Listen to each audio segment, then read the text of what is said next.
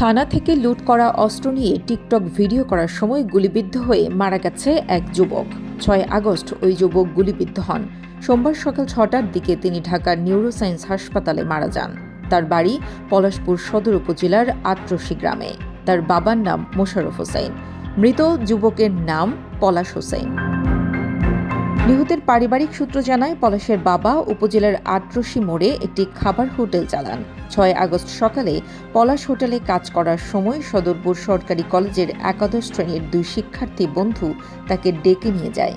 তারা আড়াইরশি গ্রামে পলাশের নানা মুসলিম মাতুব্বরের বাড়িতে গিয়ে একটি কক্ষে ৫ আগস্ট সদরপুর থানা থেকে লুট করে আনা একটি শটগান বের করেন। টিকটক ভিডিও তৈরির জন্য তারা অস্ত্রটি একে অন্যের মাথায় তাক করে অভিনয় করছিল। হঠাৎ শটগান থেকে গুলি বের হয়ে তা পলাশের মাথায় লাগলে সে গুরুতর আহত হয়। গুলির শব্দ এবং পলাশের চিৎকার শুনে বাড়ির লোকজন গিয়ে তাকে উদ্ধার করে প্রথমে আত্রসী বিশ্ব জাকির মঞ্জিল হাসপাতাল, পরে ফরিদপুর মেডিকেল কলেজ হাসপাতালে নেওয়া হয়। অবস্থার অবনতি হলে ফরিদপুর থেকে পলাশকে স্থানান্তর করে ঢাকা নিউরোসায়েন্স হাসপাতালে নেওয়া হয়। স্থানীয়রা জানান, পলাশ যে শটগানটি দ্বারা গুলিবিদ্ধ হয়েছে সেটি সদরপুর থানা থেকে লুট হওয়া।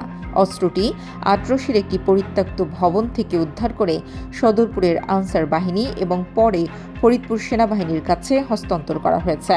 তবে অস্ত্রটি পলাশ কিভাবে পেয়েছিলেন বা লুটে জড়িত কিনা তা জানা যায়নি।